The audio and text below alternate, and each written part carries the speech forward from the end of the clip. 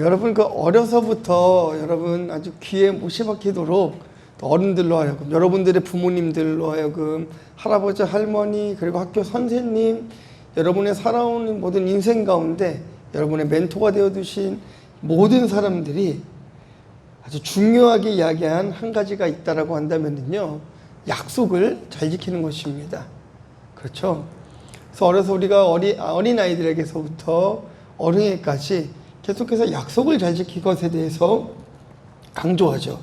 그래서 거짓말을 하게 되면은 때로는 매를 들기도 하고 또 혼을 내기도 하는 것입니다. 특별히 그 약속을 굉장히 중요하게 생기는 민족이 있는데요, 우리 민족만큼이나 약속을 잘 지키는 민족이 바로 유대 민족들이에요.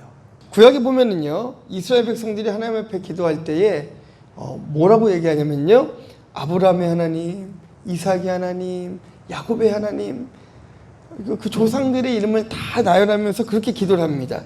그렇게 지칭하면서 하는 기도들이 많아요.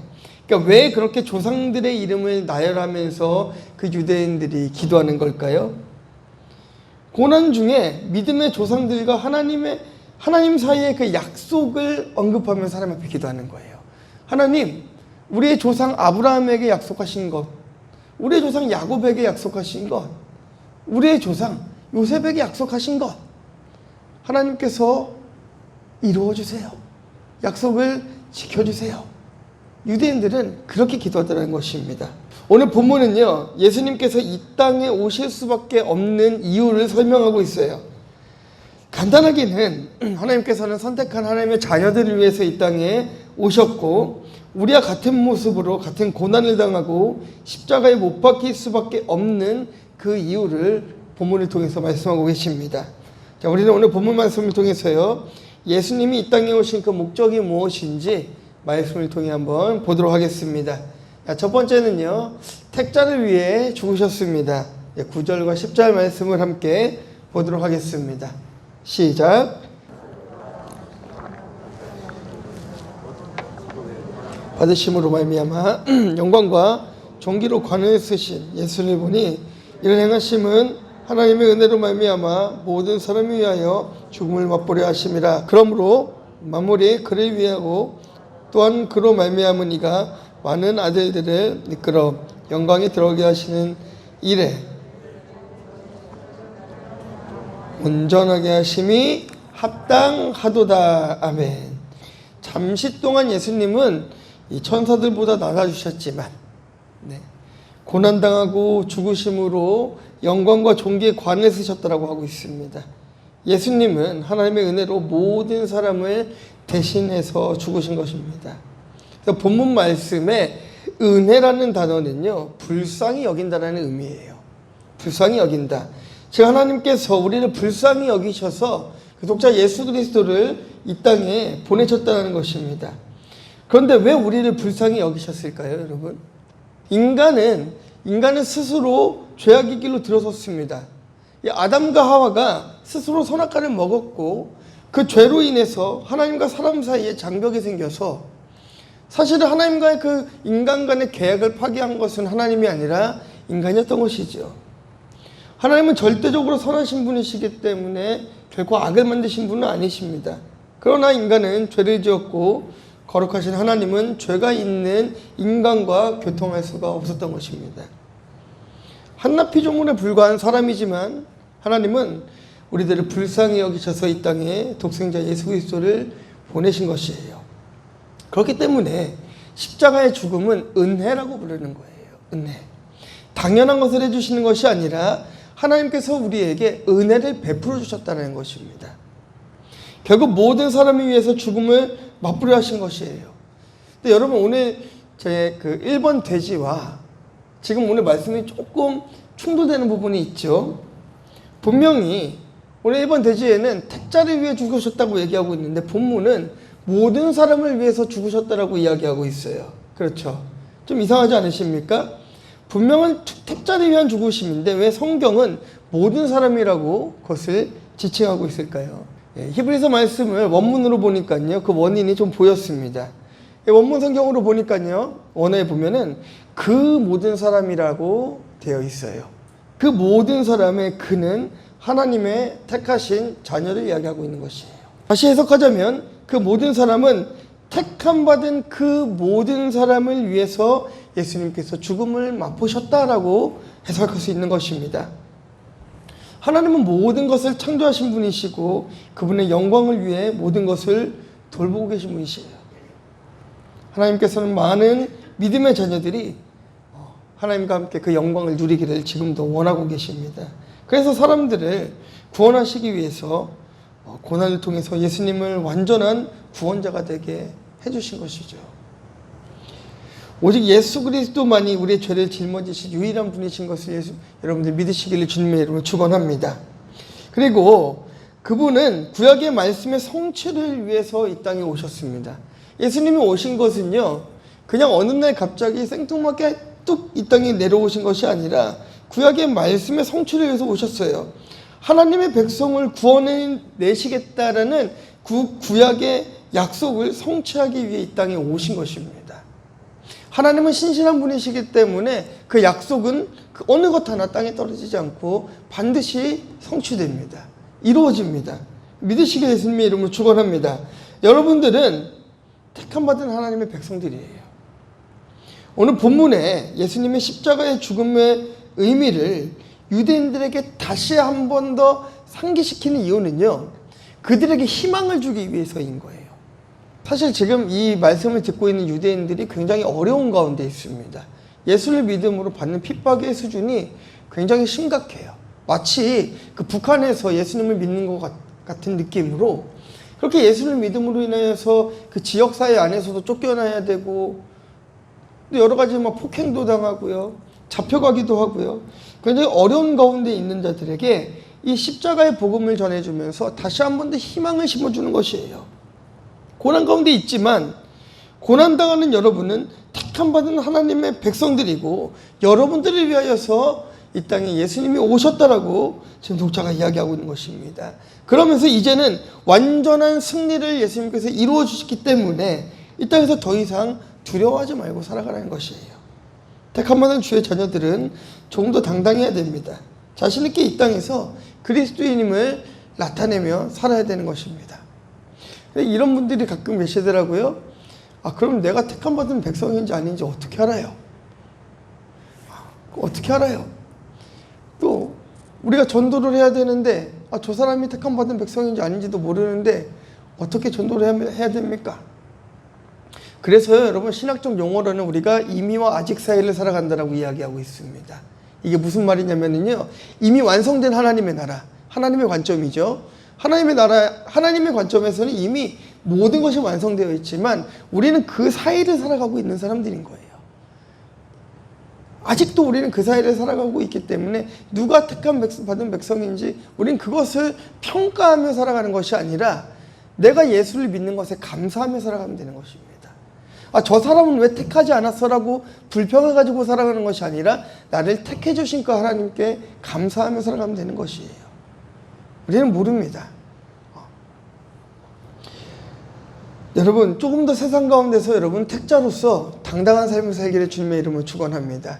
이 유대인들은 너무나 기가 죽어 있었어요. 언제 잡혀갈지도 모르고 언제 고난당할지도 모르고 너무나 힘든 가운데 있었는데, 그들에게 이 히브리 기자가 던져준 것은 물질도 아니었고요, 집도 아니었고, 좋은 차도 아니었고, 먹을 것도 아니었고, 그들에게 희망을 주기 위해 던져준 메시지는 바로 십자가의 복음이었다는 사실을 여러분 깨달으셔야 되는 것입니다. 여러분들의 삶의 회복은 십자가의 복음이 회복될 때 함께 일어날 것입니다. 자, 두 번째는요, 가족됨을 약속하셨습니다. 가족됨을 약속하셨는데요. 자, 11절부터 14절까지의 말씀 저랑 한번 교독하도록 할게요. 거룩하게 하시는 이와 거룩하게 함을 입은 자들이 다 한 근원에서 난지라. 그러므로 형제라 부르시기를 부끄러워하지 아니하시고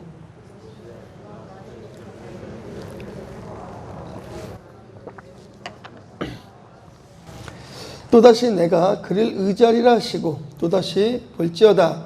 나와 및 하나님께서 내게 주신 자녀라 하셨으니 14절 자녀들은 혈과 육에 속하였음에 그것 또한 같은 모양으로 혈과 육을 함께 지니심은 죽음을 통하여 죽음의 세력을 잡은 자 곧 마귀를 멸하시며. 여러분 11절 말씀에 보시면은요, 거룩하게 하시는 이와 거룩하게 함을 입은 자들이 다 어디서 나왔다고요? 한 근원에서 나왔다라고 이야기하는 것은요, 바로 아담을 이야기하는 것입니다. 이것을 우리가 흔히 말해서 대표성의 원리라고 이야기하는데요. 여러분 저희가 사도신경을 여러분 외우다 보면은요, 본디오 빌라도에게 고난을 당하셨다라고 이야기하고 있죠. 예수님이 본디오 빌라도에게 고난을 당하셨나요? 아니죠. 사실은 그 본디오 빌라도에게 고난을 당한 게 아니라 그 유대인들에게 고난을 당하셨잖아요. 본디오 빌라도는 판결을 했을 뿐이고요. 그런데 그 본디오 빌라도라는 인물을 사도신경에 넣었던 것은요, 그것을 대표성으로 이야기한 거예요. 대표성으로. 그들 전부를 예수님을 핍박했던 자들의 대표로서 본디오 빌라도라고 이름을 설정한 것이었습니다. 마찬가지로 그것을 대표성의 원리라고 하는데, 우리가 아담에게 그것이 적용되었던 것이에요. 아담은 인간의 대표로서 이 땅에 왔고, 이 땅에 태어난 모든 사람은 아담의 후손입니다. 그러나 아담이 범죄함으로 우리도 함께 범죄하게 되었던 것이죠. 이 땅에 태어난 모든 사람은 아담의 후손이고, 그렇기 때문에 우리는 한 형제요 한 자매가 될 수 있다라고 말씀하신 것이죠. 아담의 자손은 결코 거룩할 수가 없습니다. 여러분 다 아시다시피 선악과 사건으로 죄를 지었기 때문이에요. 그렇기 때문에 흠도 없고 죄 없는 예수님께서 이 땅에 오신 것이에요. 우리가 스스로 거룩해지는 것이 아니라 거룩하게 하시는 예수 그리스도로 인해서 우리는 거룩함을 입었던 것입니다. 여러분 아담과 하와가 범죄함으로 인하여서 남자에게는 어떤 고통이 따랐죠? 일을 해야, 수고해야 되는 고통이 따랐습니다. 여자에게는 어떤 고통이 따랐습니까? 출산의 고통이요. 자, 여러분 말씀을 한번 창세기를 한번 집에 가셔서 다시 보세요. 출산의 고통이라고 나와 있지 않고요, 잉태의 고통이라고 나와 있을 거예요. 왜일까요? 아이를 갖는 게 왜 고통이죠? 여러분, 자, 갑자기 문제를 냈습니다. 제가 퀴즈를 냈습니다. 자, 맞히시는 분은 제가 끝나고 초콜릿 사드리겠습니다. 자, 왜 잉태 고통이냐면요, 죄를 품었기 때문이에요. 인간이 죄를 지었고, 죄를 지었기 때문에 여자는 아이를 품음으로써, 아담의 후손을 품음으로써 그곳에 죄를 품게 되었던 것이에요. 그렇기 때문에 예수님은 남자의 후손으로 올 수가 없었던 거예요. 그 죄를 품은 그 몸으로 올 수 없었기 때문에 동정녀의 몸에 성령께서 잉태시켜서 나오게 하셨던 것입니다. 여러분, 아담의 자손은 결코 거룩할 수가 없습니다. 우리는 스스로 거룩해질 수가 없습니다. 그렇기 때문에 거룩하신 예수 그리스도로 인하여서 우리는 거룩함을 입어야만 하는 거예요. 그리고 이미 예수 그리스도로 인해 거룩한 택자들은 하나님의 자녀이고 한 형제이고 한 자매로서 전혀 부끄러움이 없다는 것이죠. 하나님 앞에서 부끄러움이 없다는 거예요. 오늘 본문 말씀은요, 유독 택함받은 자들이 있다는 것을 계속해서 인식시키려고 노력하고 있습니다. 자, 12절 말씀 보시면은요, 내 형제들에게 선포하고 내가 주를 교회 중에서 찬송하리라. 교회 중이라는 것은요, 회당 혹은 회중을 이야기하고 있는 것인데요, 많은 사람들 앞에서 하나님을 경배하는데 예수님의 선포의 말씀을 들을 자들은 오직 내 형제들이라는 거예요. 내 형제들이다. 신약에 보시면은요, 여러분, 예수님께서 이런 말씀을 많이 하십니다. 말씀을 증거하시고는 들을 귀 있는 자들은 들을지어다, 이런 말씀을 많이 하세요. 이 들을 귀 있는 자들은 들을지어다라는 말씀은요, 말씀을 듣고 입으로 시인할 수 있는 자들이 들으라는 얘기예요. 그 말씀입니다. 마찬가지로 하나님을 경배하는데 예수님의 선포의 말씀을 들을 수 있는 자들은 오직 내 형제들이다라고 이야기하면서 택함받은 하나님의 자녀들이 있다는 것을 이야기하고 있는 거예요. 내 형제가 누구입니까? 거룩함을 입은 자들, 즉 택함받은 하나님의 백성들을 이야기하는 거예요. 어떻게 이 사실을 우리가 증명할 수 있을까요? 바로 13절의 말씀을 보시면 됩니다. 하나님께서 내게 주신 자녀라 하셨으니, 결국 하나님의 자녀들만이 예수님의 천국의 복음을 듣고 깨달을 수 있게 됐다는 것이에요. 그리고 깨닫는 모든 자는 하나님 나라의 한 가족으로 인정받는 것입니다. 자, 그렇고는 유대인들의 궁금증을 시원하게 대답해 주는 것입니다. 유대인들이 굉장히 궁금했습니다. 뭐가 궁금했을까요, 여러분? 왜 예수님은 우리가 생각하는 왕의 모습으로 오지 않으셨을까? 여기에 대해서 굉장히 궁금했습니다. 14절 말씀 보시면요, 이 자녀들은 모두 살과 피를 가진 사람이기 때문에 뭐라고 하고 있죠? 예수님도 그들과 같은 모습으로 사람들이 겪는 것과 똑같은 것을 겪어야만 했던 것이에요. 네.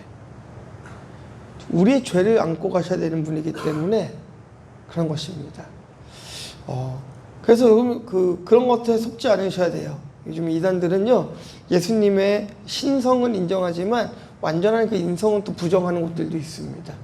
그러나 신인성이 다 완전하시기에 예수님이 이 땅에 오셨고, 우리와 같은 고통을 느낄 수 있게 이 땅에 오셨고, 우리 죄를 위해서 십자가에 못 박혀 돌아가셨다는 사실을 믿으시기를 주님의 이름으로 축원합니다. 예수님께서 구원해내셔야 하는 대상이 인간이기 때문에 인간의 모습으로 오신 것이에요. 우리가 가장 알아보기 쉬운 모습으로, 가장 인정할 수 있는 모습으로, 가장 이해할 수 있는 언어로, 문화로, 생각으로 모든 부분에서 우리가 함께 할 수 있도록 인간의 모습으로 오신 것입니다. 정말 감동적이지 않습니까?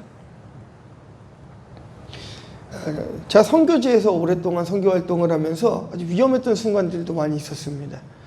그런데요, 사실 이렇게 공안에 붙들린 적도 있고, 그것보다 더 위험했던 것은 이슬람과 어떤 이야기를 나눌 때였어요. 이슬람을 전도하고 이럴 때였는데요. 그들은 신을 위해 살아가는 사람들이에요.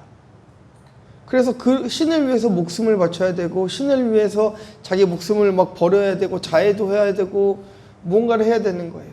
그런데 이상한 선교사가 한 명이 와가지고, 아니야, 신이 우리의 몸으로 오셔서 우리를 위해 못 박혀 돌아가심으로 우린 자유해졌어. 그러니까 신성을 모독했다라는 거죠. 굉장히 기분이 나빴던 거예요. 여러분, 그러나 하나님이신 예수 그리스도께서 이 땅에 오시어 우리를 위하여 십자가에 돌아가셨다는 사실이 분명합니다. 우리는 이 사실을 믿어야 되는 것입니다. 거룩하고 흠 없으신 그분이 우리와 가족이라는 이유로 이 땅에 고난을 당하러 내려오셨던 것입니다. 예수님은 우리를 가족으로서 지키기 위해 이 땅에서 모진 고난을 다 당하시고 십자가에 돌아가셨어요. 완전한 죽음을 이기시고 부활하시고 승천하시고 이제 다시 오실 것입니다. 중요한 것은 우리도 예수님을 가족으로 받아들여야 된다는 것이에요. 가족으로 받아들이기로 결정한다면 예수님과 같이 이 땅에서 예수님을 따름으로 오는 모든 핍박과 고난은 능히 감당할 수 있게 될 것입니다. 많은 사람들이 예수님이 주시는 그 복만 누리려 하지 그 고난에는 전혀 참여를 하지 않습니다. 그런데 여러분, 진정한 가족은요, 기쁨도 슬픔도 함께하는 것 아니겠습니까? 우리가 하나님의 자녀로서, 예수 그리스도의 가족으로서 우리는 그냥 방관자가 되어서 멀리 예수 그리스도를 그냥 보고만 있는 것이 아니라, 지켜보는 것만이 아니라 예수님을 나의 구원자로, 나의 가족으로 받아들이고 그분을 전하고 따르는 일에 우리가 최선을 다해야 될 것입니다. 그래서 여러분, 우리가 하루 중 우리가 하고 있는 무엇을 하는지를 한번 생각해 보시면 내가 가장 소중하게 여기며 살아가는 것이 무엇인지를 좀 알게 되는 것 같아요. 또 어떤 목사님은 그렇게 말씀하시더라고요. 내가 일어나자마자 하는 행동은 무엇인가? 내가 자기 전에 하는 행동은 무엇인가? 네. 그것을 기도로 바꾸자. 그것을 말씀으로 바꾸자. 그렇게 말씀하시는 분들도 계세요. 왜 그렇게 얘기하실까요? 하루의 시작을 기도로 시작하고 하루의 끝을 말씀과 기도로 끝맺음한다는 것은 나를 지킬 수 있는 이 힘든 세상 가운데서 가족 대신 예수 그리스도를 붙잡고 우리의 신앙을 지킬 수 있는 힘이 되기 때문인 것입니다. 여러분, 쉽지 않으시잖아요. 직장생활 하시고 집에 돌아가시면은요, 맨날 좋은 일만 있으시겠어요? 그 안에서 막 힘든 일도 있을 것이고 막 짜증이 나는 일도 있을 것이고 또 어떤 소모가 많은 직업을 가지신 분들은요, 또 집에 들어가시면은 에너지를 다 쏟고 오기 때문에 집에 가면 확 뻗어버리시는 분들도 계세요. 저도 그렇거든요. 저도 이렇게 막 설교도 하고, 특히 주일날은 더 긴장도 해야 되고, 우리 학생회도 또 청년들도 또 예배가 다 끝나고 나면은 또 저기 예배 안 드리는 그 말 안 듣는 고등학생들이 있어요, 밖에.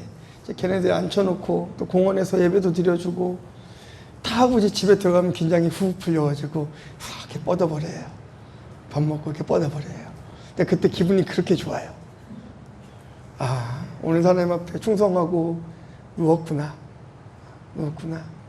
여러분 너무너무 지치시고 힘드실 때에 여러분들 삶을 돌아보시고 직장에서 힘들고 지치고 집에 돌아오셨을 때에 너무너무 힘들다는 생각으로 눕지 마시고 오늘도 하나님 나라를 위해서 열심히 살았구나 하고 누워보세요. 여러분들의 슬픔이 기쁨으로 바뀌게 될 것입니다. 자, 마지막 세 번째는요, 약속을 성취하셨습니다. 자, 15절 16절 말씀 보도록 하겠습니다. 시작.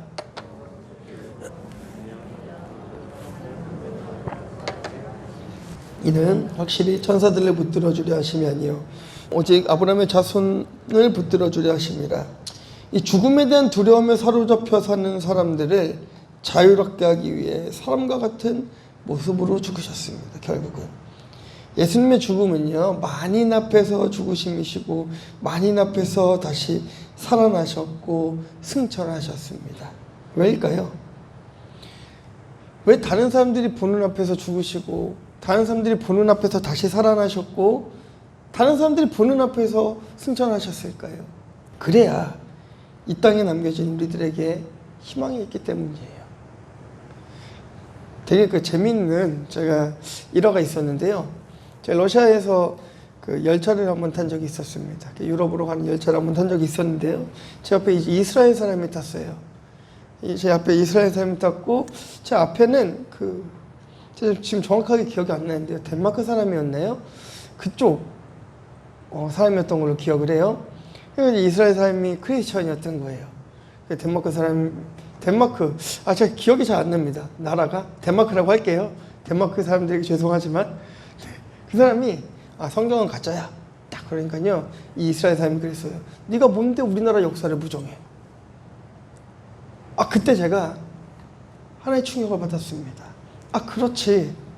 성경은 살아있는 역사지. 이 이스라엘 사람이 네가 뭔데 우리나라의 역사를 부정하는데? 라고 했을 때 그렇지. 이것은 분명히 살아계신 하나님의 말씀이며 살아계신 역사구나 라는 것을 다시 한 번 더 깨달을 수 있었습니다. 예수님께서 만인 앞에서 죽으시고 다시 살아나시고 다른 사람들이 보는 앞에서 다시 하늘로 올라가셨기 때문에 남겨진 우리들에게는 희망이 있었던 거예요. 예수님의 죽음은 고통을 느끼는 우리가 같은 죽음이었고 똑같은 모습으로 죽으셨습니다. 아주 처절하게 죽으셨습니다. 심지어는요, 십자가에 못 박힌 이 형이요, 옆구리를 찌르지 않아요. 그 형벌이 찌르지 않아요. 그런데 그들이 얼마나 두려웠으면 예수님이 살았는지 죽었는지 그 옆구리에 창까지 찔러보면서 확인을 하는 거 아니겠습니까? 그런 고난을 우리가 당해야 되는 고난인데 예수님께서 대신 당하셨던 것이에요. 그것으로 끝났으면 우리에게는 절대 소망이 없습니다. 그러나 예수님은 3일 만에 다시 부활하심으로 산자들의 소망이 되었던 것입니다. 모든 약속의 말씀이 성취되는 장면이에요. 그런데 이런 예수님의 죽으심이 지금 누구를 위한 것이라고 이야기하고 있냐면요, 아브라함의 자손들을 붙들어 주려 하십니다 라고 본문이 이야기하고 있습니다.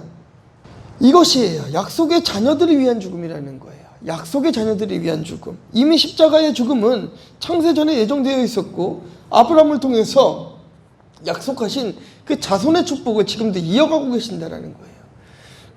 하나님은 약속에 신실한 분이십니다.